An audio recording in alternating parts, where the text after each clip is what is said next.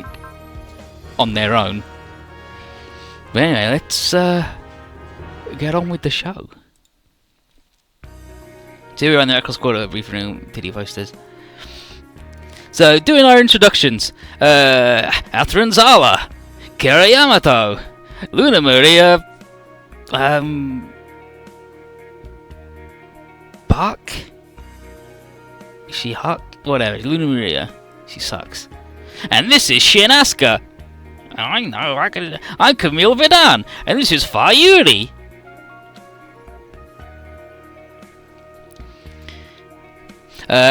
We are mostly surprised that our invaders from another world, our visitors, just look like regular old people.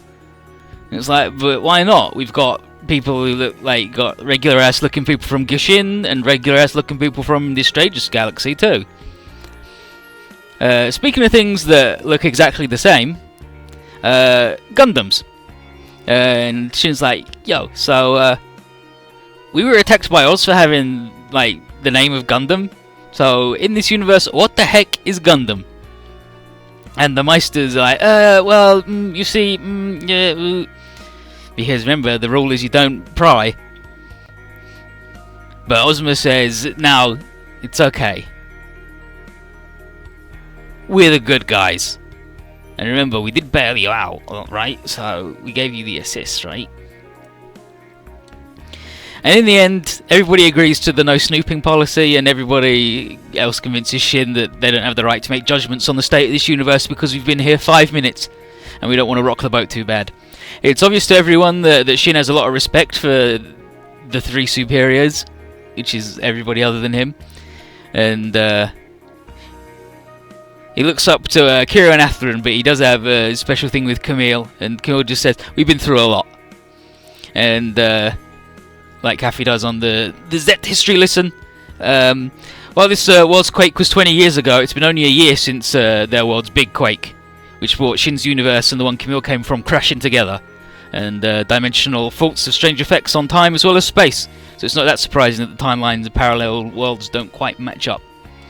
Anyway, the world mashing sent the political situation into chaos. In the ensuing war, Zuth emerged and brought Shin and Camille together. Initially, they were cracked into two halves, that some infighting, and Shin and Camille with it. But after the misunderstanding was all cleared up, Zuth became one big whole group and saved the world.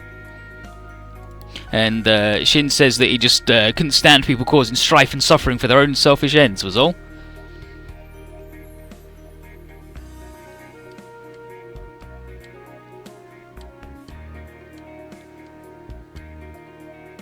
And then, yeah, and then Altos is there. I don't think your Zuth and our Zexis are that different. And then Lock-On, I don't expect you to believe the likes of us, but that's all we want too. We're all fighting to bring peace to the world. And then Crow, actually I'm... And then should keep your mouth shut. Will do, will do. The Zuth kids still don't completely trust us, but this conversation's gone a long way to convincing them that we probably aren't the bad dudes. And wait until they meet those of us who actually, like, unironically call themselves heroes. But for now, they'll fly up with us to the frontier.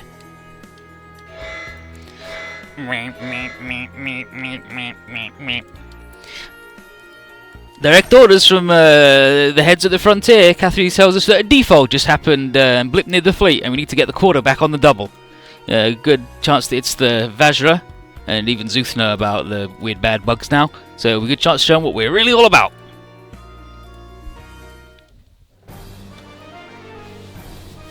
It's scenario 25 of the 26 of the space route. The way back shut. Hey, it's the Vajra, and they're already murdering the fleet's defensive dudes. Don't have the firepower to fight the shitty bugs. It is Howard. But dimensional little shock. Boing! It's Eiji! And Mizuki, Saint Germain. They were doing their own thing. Luna, the people in the red robot, they were having a tea party at Saint Germain. You know? And now they're in a robot in space after a quake hit out of nowhere. But the bugs sure ain't friendly. There's Leo. Here's Faye. Alex, and here's Toga. It is drill maid punching time. And his mission where he gets on the phone, it's like, we should leave while this new robot distracts them, right? Let's go. Get him, Toga. Roger. And these guys are gonna... Let's go. And Alex is excited because he loves big robots. Eiji, Luna, Lil, Mizuki, Aina. Let's go. Got it. Okay. Sure thing, kid.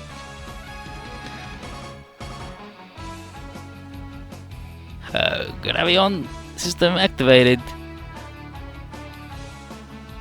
And now we got these nerds. Yep, no Sandman. They're having a tea party at his house, but no Sandman for now. And here's the rundown from Cafe. Gravion's got loads of special animations, and it's got like all of its moves, whereas everybody else lost most of their moves. Every Zuth unit loses something, which is apparently absorbed by its party unit, the God Sigma, and in that it's not here. But Sol Gravion has everything, so it's fine. And the main thing about it is that Toga doesn't have to prevail because he's got, like, he thinks he's a Gundam, but we'll fix that.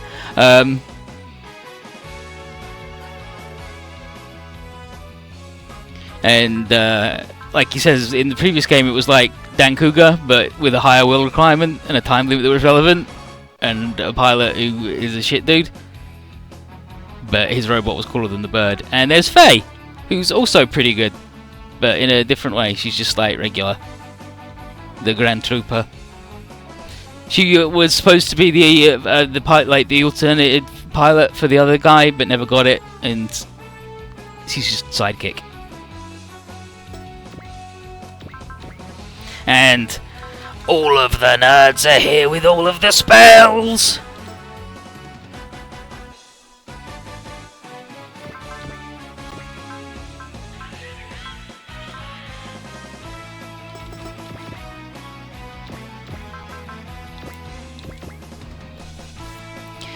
Wherever this is and whoever they are, nothing's taking Gravion down.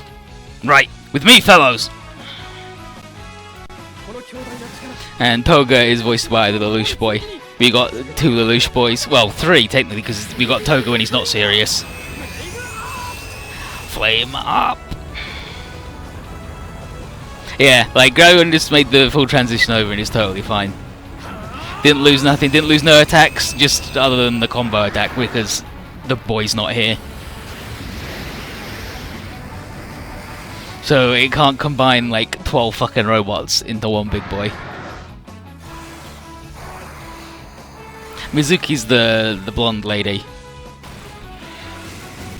And the blonde boy in the Grand Trooper squad is Alex. Sol Gravion.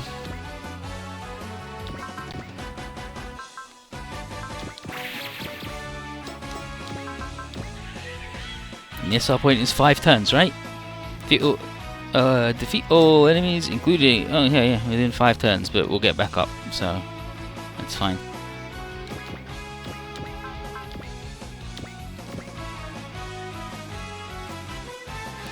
If you can't talk to them, there's no point showing any mercy. All units, maintain formation. Show them the power of the Grand Troopers.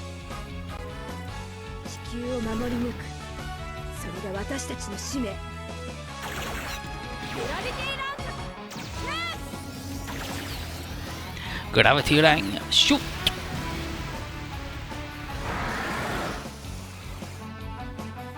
Yeah, Alex is the Grand Trooper guy, and he friggin' loves super robots. He thinks they're cool as hell.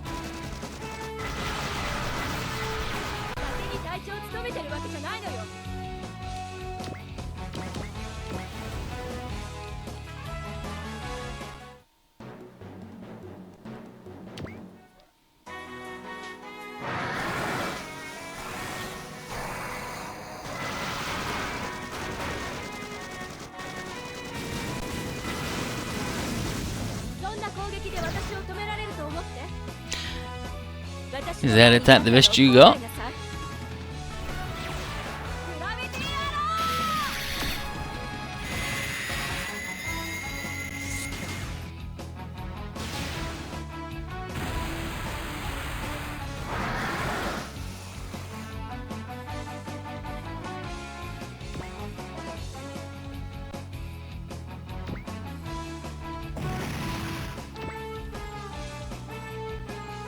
Lightning detonator.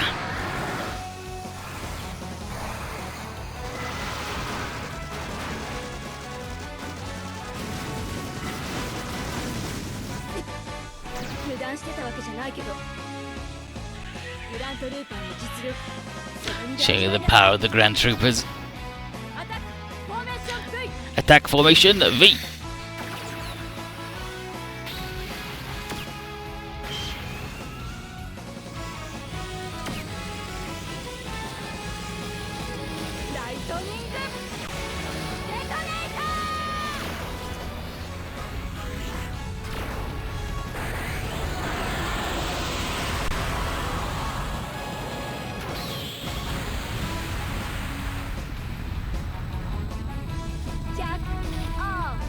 Jack off.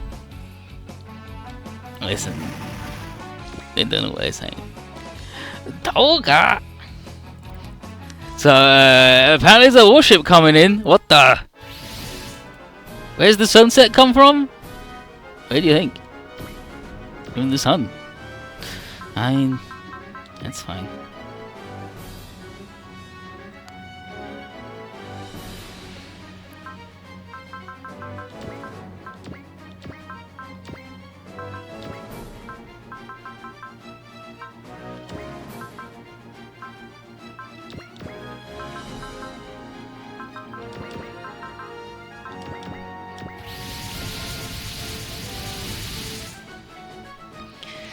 Soul Gravion? Whoa! And Shin! Yo, it's Shin!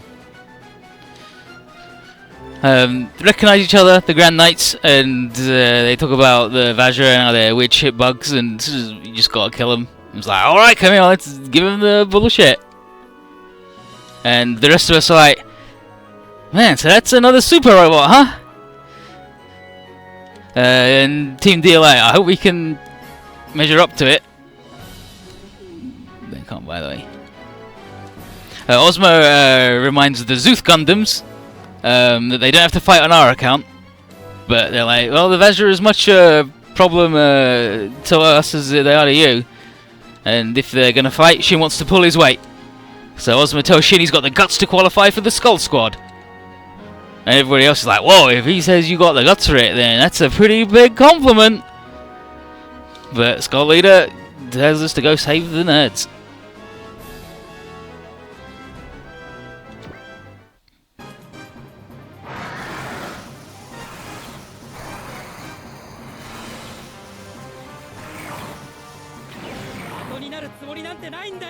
Don't do better than that, buggo.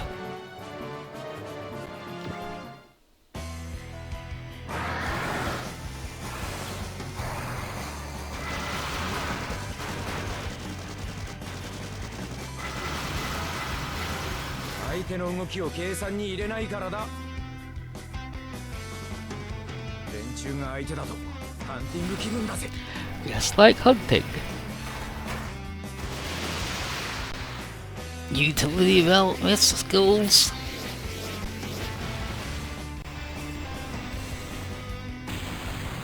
Got him.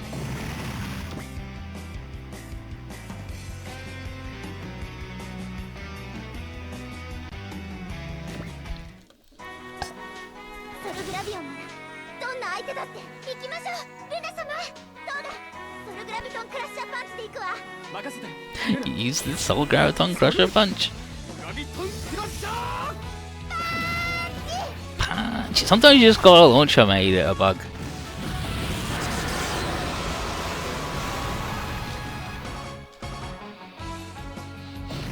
Technically, Luna's not a maid. Well, Luna, technically she's not a maid.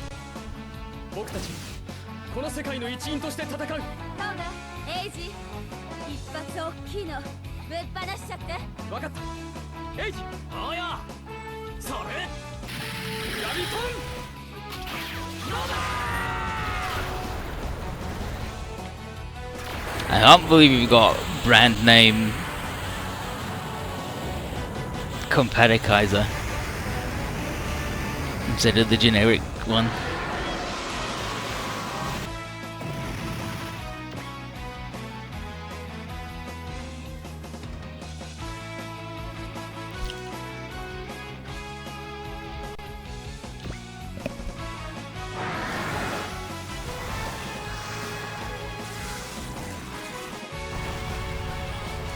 Mm. 振り切れなかったか。やろう。やってくれるじゃねえか。ここで食い止める。行くよエイジ。よっしゃー。覚悟しやがれ。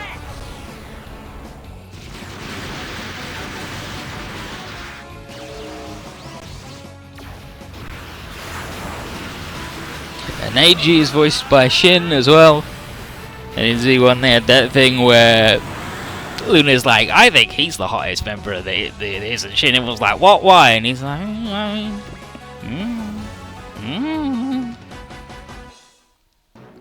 The by leg blades, do you mean like these little feety things?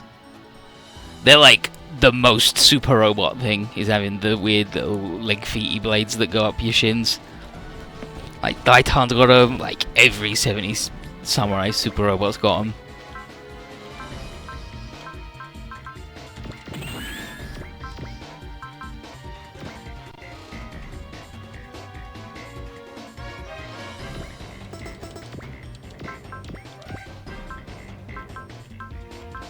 No one's got fucking aim yet, that's bullshit.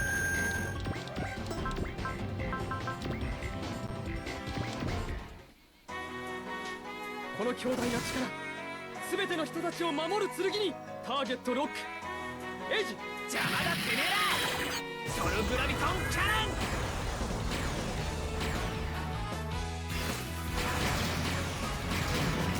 Got him.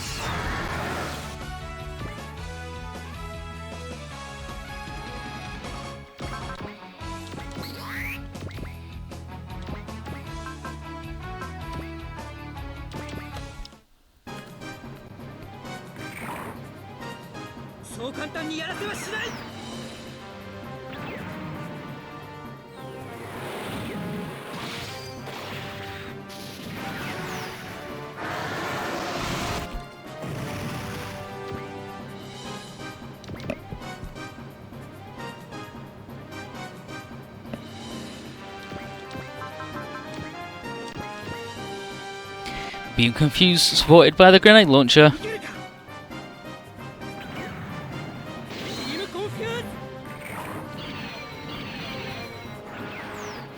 You get him, Camille. You get him. You shoot your own sword. You do weird shit.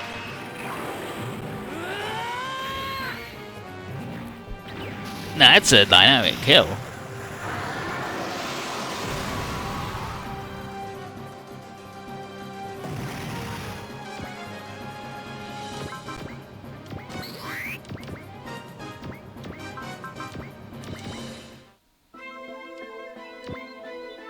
Me.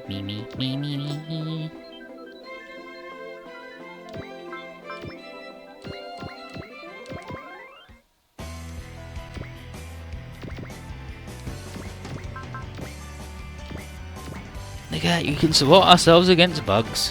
What a world.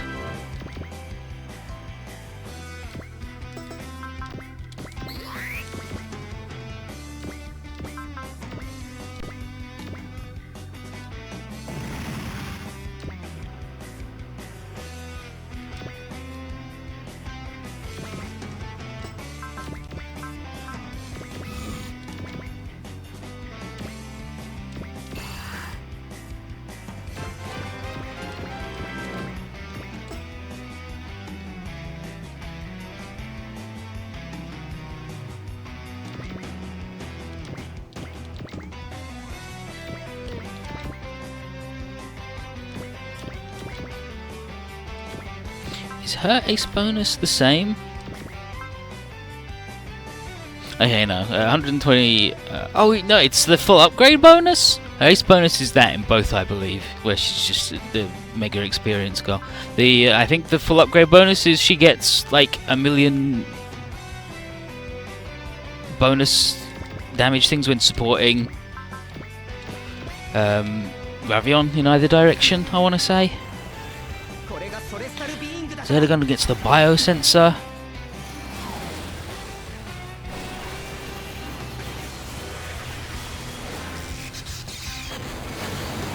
Let's crack open what the biosensor is.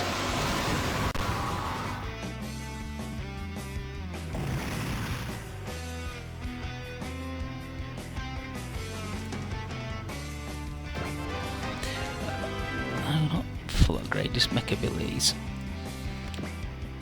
Nice, level up.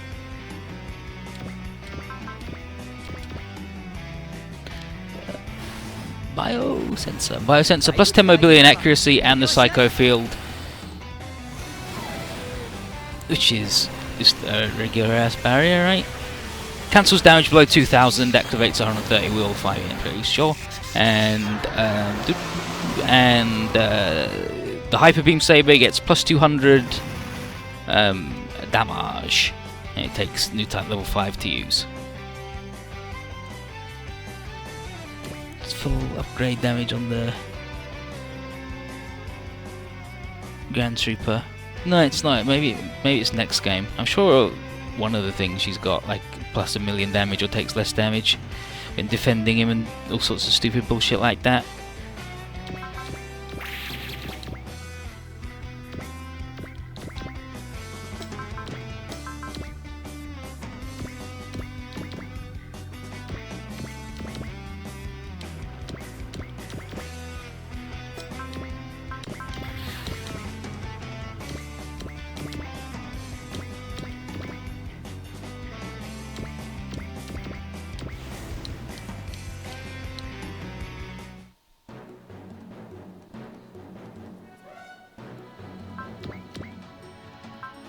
Spiral Crusher Punch.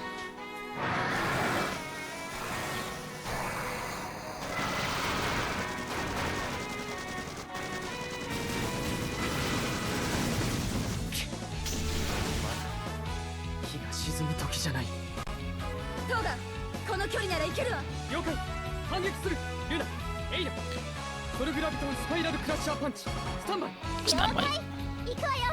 Let's go, Aina.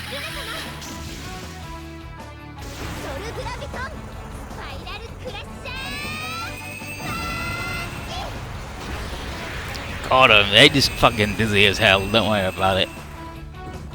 There's no up in space, but that doesn't mean there's not that forces that happens when you spin round.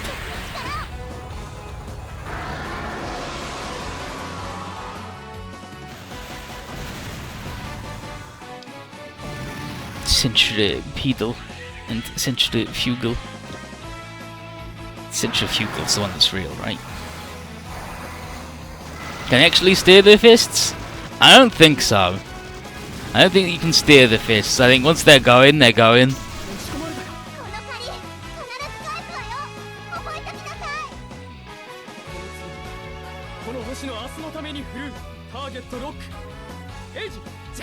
Like when they're not in fist mode and they're the individual vehicle, and yeah, you can steer them. But when they're just fists, you just fists with rockets on and drills. Dynamic kill.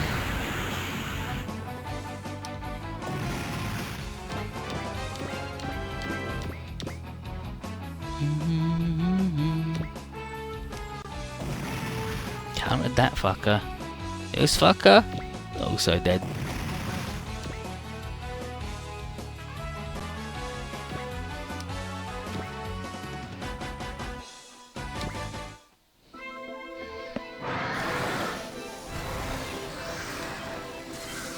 No, they love to use their fists.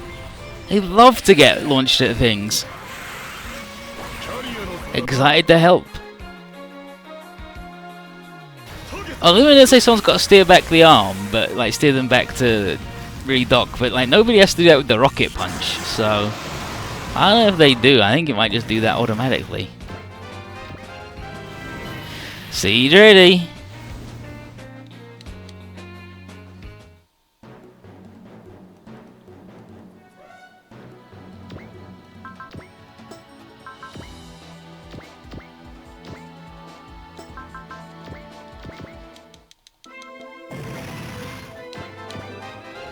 We did it. We got all the Vajra. But there was too many to, like, just been hiding all this time, right? So they must be coming from somewhere. But default. More bugs on the way, including a real big one.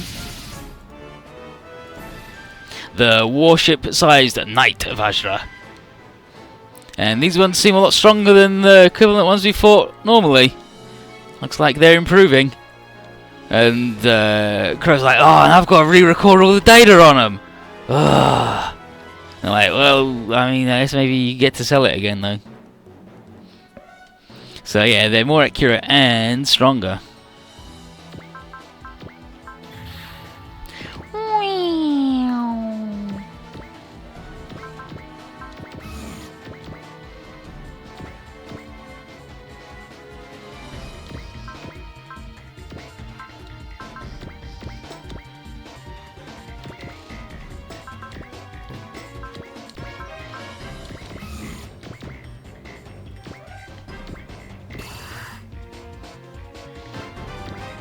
Two levels for healing the big boy.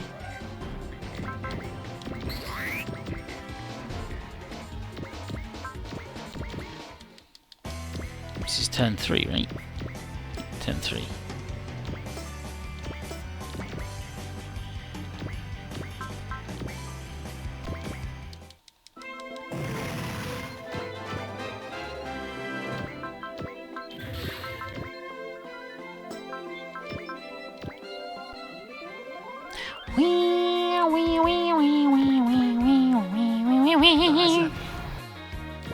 Vajra, mate. Freaking Vajra. This dude doesn't have much energy left, though. Is the thing. He doesn't have it. No. Needs one more level, and she's got the guarding. It's fine. We use the ammo one.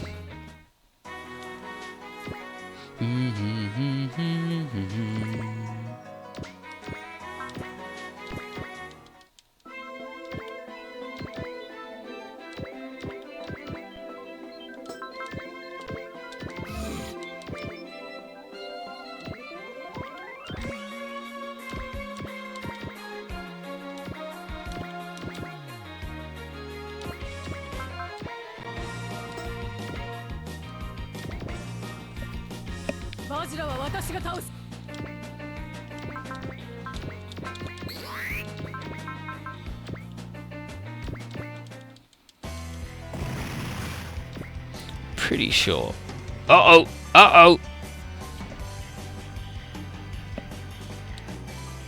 Yeah, so something incoming. And it's the goddamn Red Dan Cougar. Turns out they're not hanging out with the Trinities. These dudes are just here. Team D talked to the pilot and asked it who the hell she is and what she wants. And she just says that the R Daigon's mission is to defeat Dan Cougar Nova. And she couldn't do that as long as she was hanging out with the Trinities. Now that she doesn't have them to worry about, she says, I will defeat you here and now, Dan Cougar Nova. And then Ozma reminds Aoi that our job is to destroy all the bugs. But since the Daigon has gone so far out of its way, Aoi can't exactly turn her down. So Team D have permission to fight the lady.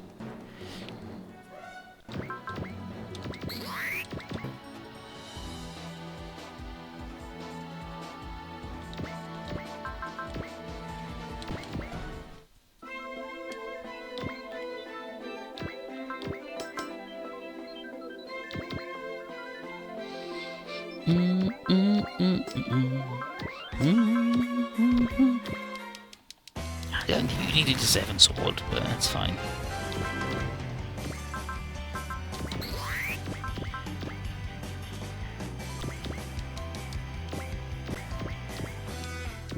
Garbage man, lock on. Total trash boy.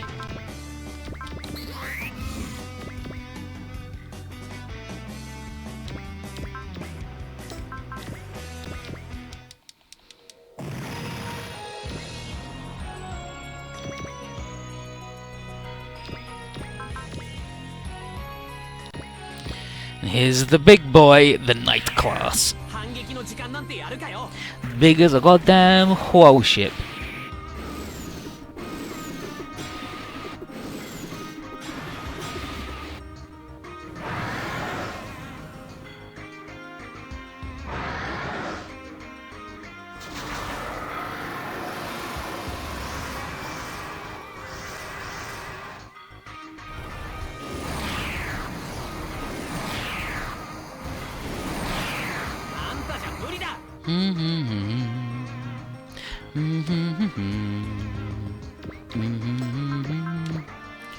Yeah, lightning detonated that fucker. Oh, I mean, just get him a little bit.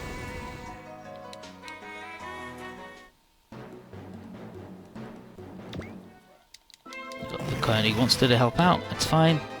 Nice work, good boy Luca. Nice work, good boy Jeffrey. Nice work, good boy Lock-On with the good boy Haro. Not the evil Haro, who lied about being your long-lost brother.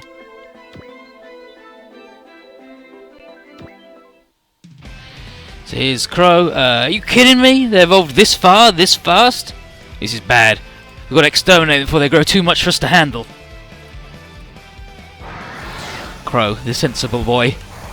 Whoosh. I wish I could fart real hard and fly through space.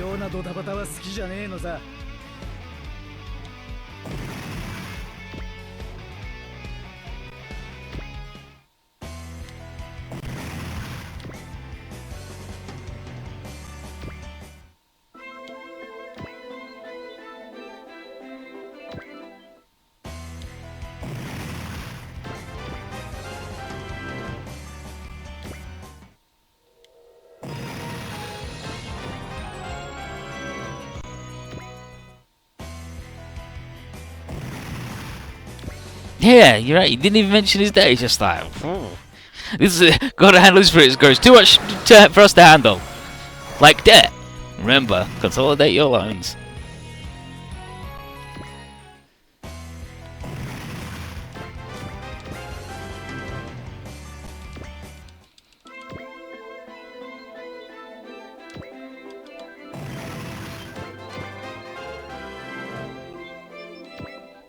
Shin just attacking the world's largest bug. Not even in the world, it's just a bug.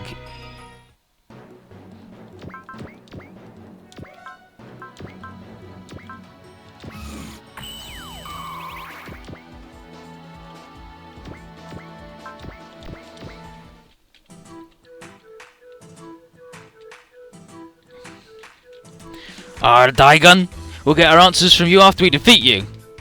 Big talk, but it will be you who falls before the Daigon's might. Don't get me wrong, lady. I know how to deal with stalkers. Huh? I know what your problem is with the Nova, but we don't have time to deal with your issues.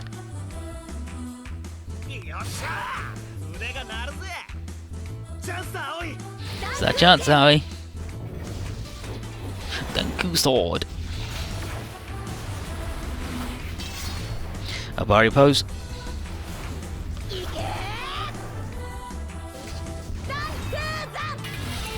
Danku slice.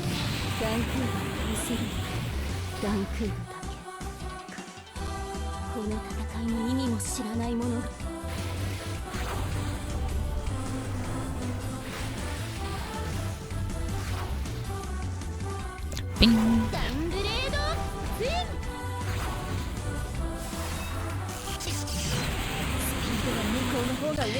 Spear this thing, jeez.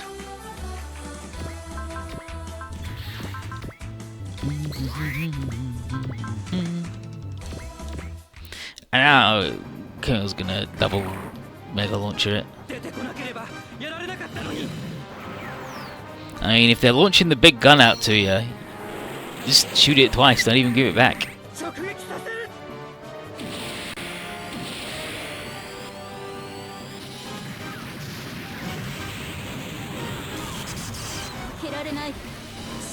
And he gets them.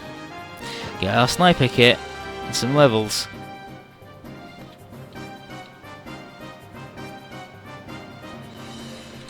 So, Aoi doesn't kill her and lets her go, and she's like, if you tell us your deal, and she's like, whatever, and leaves. Like, probably gonna go hang out with the Trinities again. Very rude.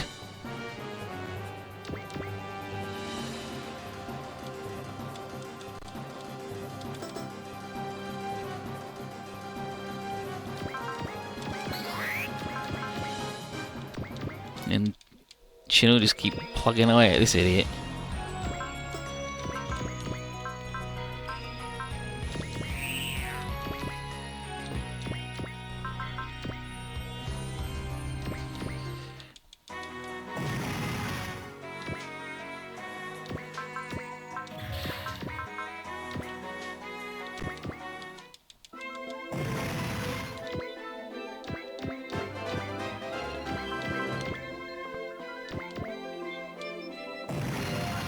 Blow up the big bug.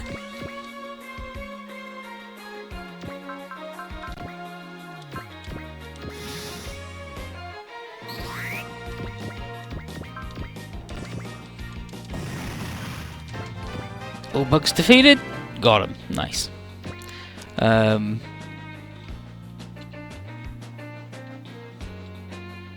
Alto would just be like, I don't care how much stronger you get, I won't let you beat me. We got a real enemy. We got to get stronger too. But didn't tell you much. Anything important.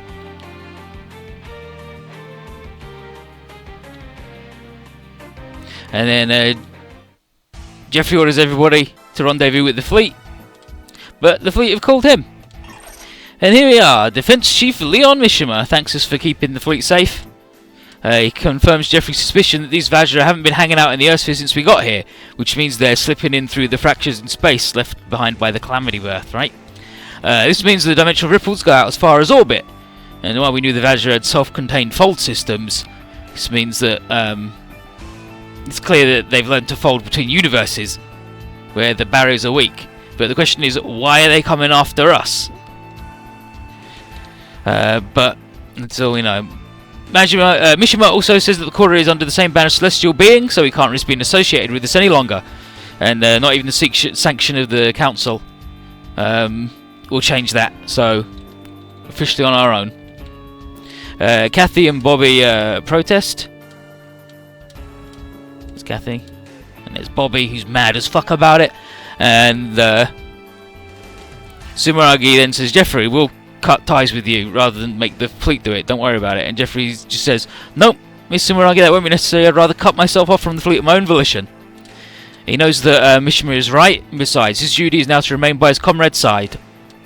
Ozma asks the pilot's opinion, like Skull Leader, all things, and they're like, boss man's right. Follow him gladly. So Jeffrey then offers Zuth the choice to remain with the fleet or us. And Kira says, I feel the same as Alto and the others. We'll hang out with you. He wants to hear more of Zexus' story. And Camille says that while we may have been with us only for a short time, that time means something. Don't get them wrong though.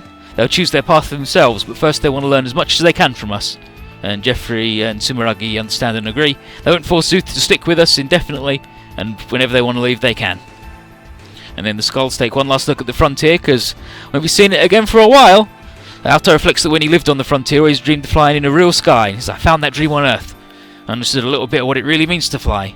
Farewell, Frontier Fleet. I'll be back when this world is at peace.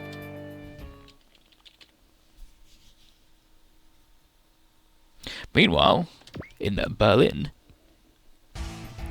Mishima's filling Grace in on the same stuff we just learned about the Vajra. Thanks to the Calamity Birth, the Vajra have gained the ability to jump from world to world.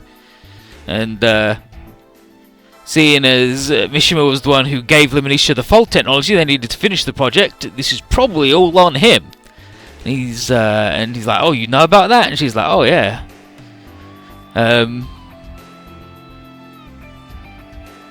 He's like, of course I know about that. Why would you be surprised? Didn't you think I'd look into where you got all that Fold quartz that you paid me in? Or should I rather say all that dimensional energy crystals? But she won't tell anybody for now. Letting the dealings get out would just be just as bad as for her as for him, after all. But, well, she'll have some favours to ask him in the future. To begin with, some more. He should have plenty from the Vajra, right? And continuing to feed their intel on what the Vajra are up to would be a good start too. But Mishima has no choice but to agree. But what does she need all that fold quartz for? She says, oh, I suppose you should already know. DEC-derived energy is under research in this universe, and she heard from several grapevines while doing Cheryl's marketing. And she says, she is my dream. I'll make her queen of this universe, no matter what it takes. And Mishima's like, alright then, lady, whatever. And just hangs up. And now Grace reflects on why the bugs have come over through the cracks of the Calamity Birth. Serve a few bars on a super-dimensional communicator, until I can even contact them across the dimensional walls, she thinks. All that's left is to raise the little queen and wait for my theories to become reality. And then Cheryl walks in and is like, what's so funny, Grace? Jeez. And Grace's like, oh, nothing. How you feeling? She's like, I'm alright, thanks. Thanks to your medicine. She's like, good. Because we're doing starting the Germany tour. With the world quivering under the threat of the Imperium, it's more important than ever to raise their spirits with some song and dance. And Sholnome, the woman even Ranka Lee wants to be, is just the girl to do it.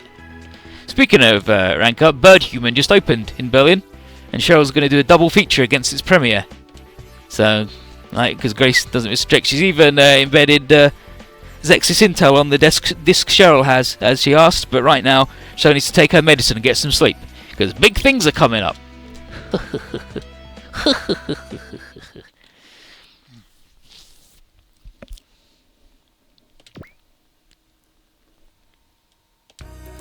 Back on the Ptolemaeus, Zex has finished giving the long story about Celestial Being wanting to end the war on the colony Gundams and blah blah.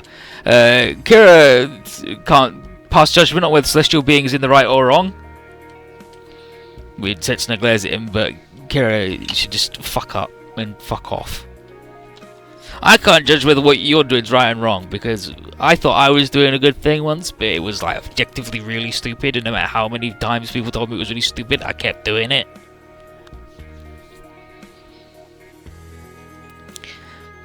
But, yeah, he said he tried the same thing once. He tried to destroy all weapons of war. And you can see that Celestial Being is changing in a changing world. And they're like, yeah, the Imperium's forced our hand. Taking the long view, their mission is to bring peace. Right now, the Imperium's the biggest threat out there. Zuth may not fully understand, but they think they can trust us. And then the Sanja Mankins is like, whatever, we don't give a shit. But Lokon says, besides, we have to face judgment for what we've done eventually. We'll do all the good we can until then. And the other Meisters and Team D, who are aware that they're also pretty much terrorists, they're in it. AG does have one question though. Are they carry on their fight against humanity? And Sumeragi says yes. He's like, alright. And then Kura says, even though we may look like we're just another gang of thugs taking advantage of the mess, and then Crow then goes, I'm actually and Lokon he goes, just stop. He's like, yes, sir. But they feel that Zuth feel like Zexes are kindred spirits. They're also an army that pulled itself together from different backgrounds and sometimes even beat each other up to fight for the whole world's peace and prosperity. Zexis don't feel that they're that noble yet, but Kira says that at first Zuth wasn't either. But they feel lucky that they crossed paths with us, and they'll definitely stay for a little bit longer. AG then introduces the Grand Knights. Toga's the main nerd, a finely tuned fighting machine in the cockpit, and a big airhead out of it. There he is, and Luca notices right away because Luca has the same voice actor as Toga and Lelouch. But he's like super dead serious in the cockpit, and then out of it he's just like, woohoo, who wants to put on a dress and go hang out and pretend to spy on people? And then AG's like, yeah, I mean, I guess, sure.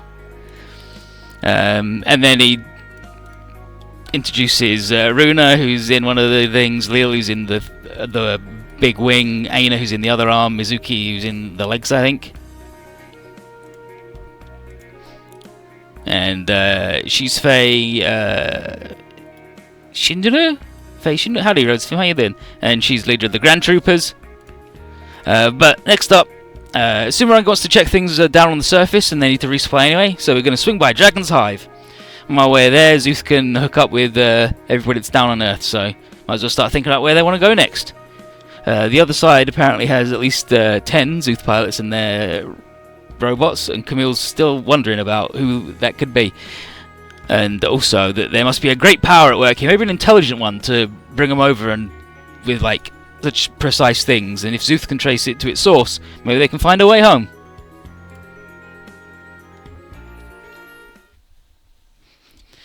And meanwhile, at Dragon's Hive, Tanaka's letting his mysterious boss know that Zexus is coming home. But their commander says that he may not be here when we get back. He's got business to take care of. And through the door comes a mysterious man who's Shinobu, and Fire Dankuga's pilot, and he's this mysterious, magnificent man with the majestic jaw. But Shinobu's like, "You're pretty calm for just being pulled through a dimensional warp." And he says it would have been unbecoming and unbeautiful to be terribly shocked. And he's like, "You seem like you expected to be dumped where you was." And he just says, attributes that to the pull between the seals carved into you and me. And he's like, "Wait, what are you talking about?" And he's like, "You could also refer to them as curses." And then they turn on the fucking lights, and the long-haired man introduces him as Fog Sweeper. Well, FS, but he's Fog Sweeper, commander of the Dragon's Hive. And the visitor is Kleiner Sandman, the accursed wanderer. Well, one of them. And then there's this fucking asshole.